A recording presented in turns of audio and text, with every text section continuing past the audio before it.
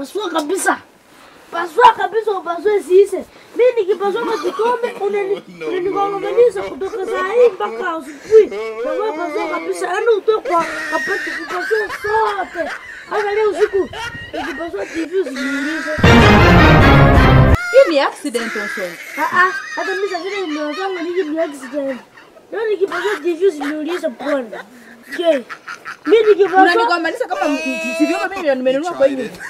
Sawa. Hivyo ni wewe sasa umenunua. Baba yangu akisaidia kuvumilia vyote. Haya bwana. Watu umbaki.